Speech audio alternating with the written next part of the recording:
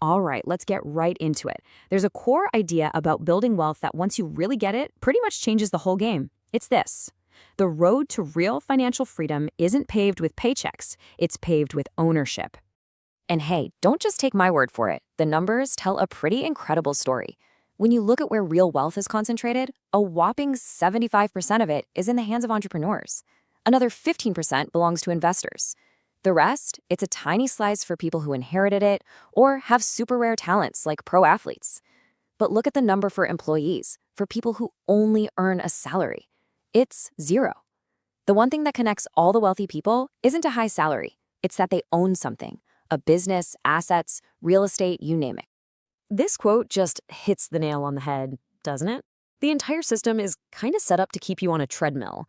You work, you get paid, you pay your bills, and poof, the money's gone. It feels like freedom, but if you don't own anything, you're really just a gear in someone else's wealth-building machine. Okay, I know this sounds extreme, but just think about it for a second.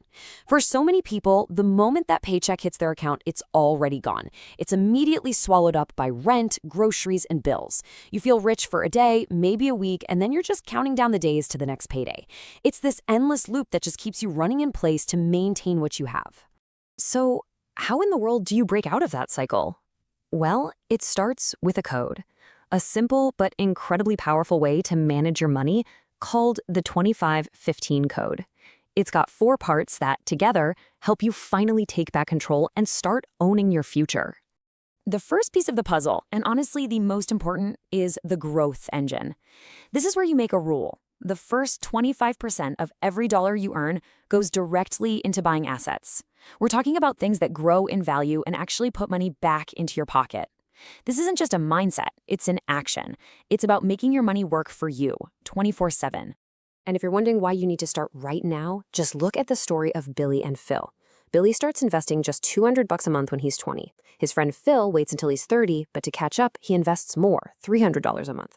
Now get this, by the time they're both 60, Phil has actually put in $12,000 more of his own money. So he should have more in the end, right? Nope, not even close. Billy ends up with over $1.2 million, which is almost double what Phil has. That right there is the insane power of compound growth and time.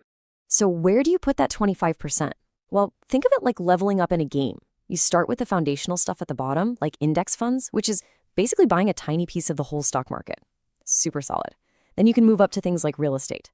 But I want you to look right there in the middle, at skills. This is huge. Investing in a high-income skill, like coding or sales or copywriting, is an asset that no one can ever take away from you. As you get more advanced, you can climb higher into things like your own business or individual stocks. The key is you have to build that solid base first. Okay, so your growth engine is running, buying you assets. That's awesome. But we all know life loves to throw a curveball, right? Your car breaks down, you have a medical emergency. That's where the next 15% of your income comes in. This is your stability shield. Your stability fund is your financial shock absorber. You know, most people don't really have a money problem, they have a stability problem. One bad day, one unexpected bill can cause their entire financial world to come crashing down. They're forced to sell their investments at the absolute worst time or rack up credit card debt.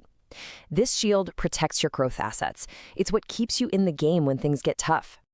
Now let's talk about the biggest slice of the pie, the 50% that covers your essential living costs. This is the area where most people lose control, but it's also where you can make the biggest impact. The trick is to remember, this money is here to feed you, not your ego. And if you think making more money is the solution, get ready for this, because it's wild.